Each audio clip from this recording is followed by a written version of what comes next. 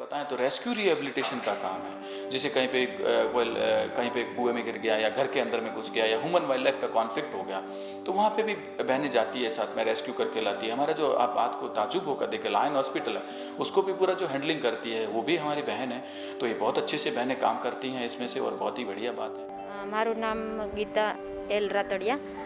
હું ફોરેસ્ટ ડિપાર્ટમેન્ટમાં છેલ્લા 10 વર્ષથી ફરજ બજાવું છું.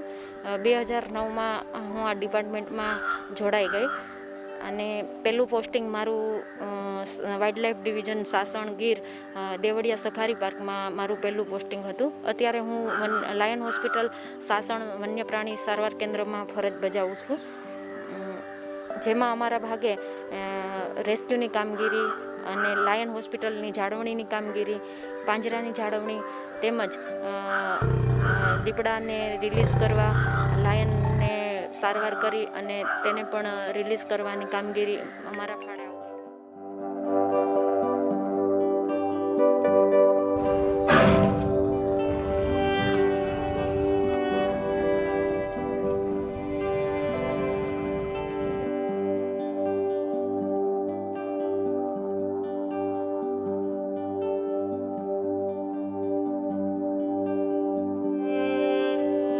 પહેલાં એવું હતું કે મેં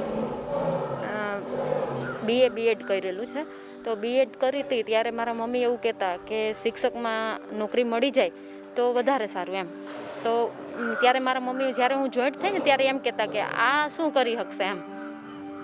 આ ડિપાર્ટમેન્ટમાં ફોરેસ્ટ ડિપાર્ટમેન્ટમાં જઈ અને આ શું કરી શકશે એમ, કેમ કે મારું ત્યારે થોડું બોડી ને એવું બધું, અને મારું મને જોઈને મારા મમ્મીને એવું લાગતું એમ કે તું ના ચાલે એમ એમાં, અને થોડોક ડર પણ હતો મારામાં. એટલે એને એવું હતું કે આ તો ડરે છે એટલે આમાં સર્વિસ કરવી થોડી મુસીબત છે. પણ મારા પપ્પાને એવું હતું કે નહીં, મારે એક વખત ખાખી વર્દીમાં જોવી છે એમ. એટલે મારા પપ્પાને ખાખી વર્દી પ્રત્યે એવું હતું, એટલે મેં આ ડિપાર્ટમેન્ટ જોઈન્ટ કર્યું અને મારા પપ્પાનો પૂરો સહકાર હતો કે મારી દીકરી આમાં ફોરેસ્ટ ડિપાર્ટમેન્ટમાં આવે તો વધારે સારું એમ.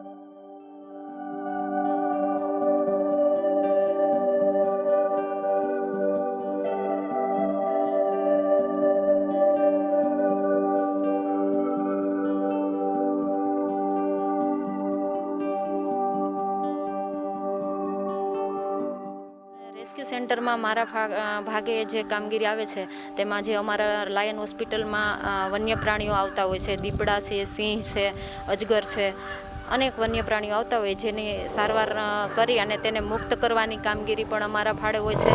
અને બીજા નંબર પર કે લાયન હોસ્પિટલની જાળવણી કરવી, તેને વન્ય પ્રાણીઓને ખોરાક આપવો, તેને ચેક કરવું, એ બધી કામગીરી અમારા ફાળે આવતી હોય છે. અમારે રેસ્ક્યુ જે આવે છે તે વધારે તો દીપડાના રેસ્ક્યુ આવે છે, કે જેમાં રંજાડ સબબ પણ આવે છે, ક્યારેક કોઈ માનવ ઈજા પણ કરી દેતા હોય. અને એવું પણ બને કે કોઈ કૂવામાં દીપડો પડી ગયો હોય, કોઈના ઘરમાં ઘૂસી ગયો હોય, એવા દીપડા પણ રેસ્ક્યુ થઈને આવતા હોય છે. તો એ રીતના તેને સારવાર, કે કોઈને ઈજા હોય તો સારવાર આપવી અને પછી મુક્ત કરવા. અને લાયનમાં જે ઈજાગ્રસ્ત હોય તેવા વન્ય પ્રાણીઓને અહીંયા લઈ આવી અને તેને સારવાર આપી અને પાછા જંગલમાં રિલીઝ કરવા, આ કામગીરી અમારી હોય છે. અજગરના રેસ્ક્યુ આવતા હોય છે, કોઈના ખેતરમાં હોય છે, મગરના રેસ્ક્યુ આવતા હોય છે. ચોમાસામાં જ્યારે મગર વધારે ક્યાંય કોઈના ગામ્ય વિસ્તારમાં જ્યારે આવી જાય છે ત્યારે આ મગરના રેસ્ક્યુની કામગીરી પણ અમારા ફાળે આવતી હોય છે.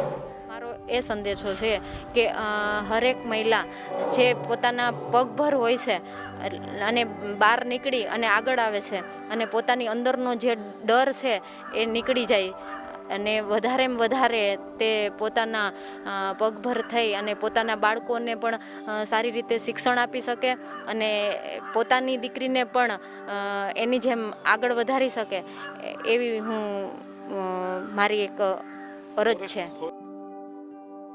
હા, જે ફોરેસ્ટ ડિપાર્ટમેન્ટમાં મહિલાઓ કામ કરે છે, જેમ મારી જેમ ફોરેસ્ટર છે કે ગાર્ડ બહેનો છે, તો તે ઇન્ટિરિયર થાણામાં પણ અંદરના થાણામાં પણ રહીને કામ કરે છે અને ઓફિસ વર્ક પણ કરે છે.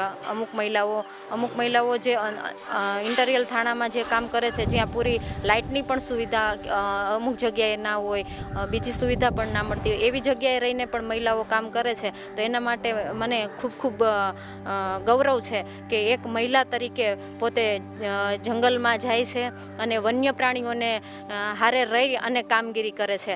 આ માટે મને એના માટે ખૂબ ગૌરવ છે કે જે એકલી મહિલાઓ બાઇક લઈ અને પોતાના રાઉન્ડમાં ફેરણું કરતી હોય છે અને એક લેડીઝ થઈ અને એક પુરુષ સમોવડિયા થઈ અને કામ કરતી હોય છે. એના પ્રત્યે મને ખૂબ ગૌરવ છે.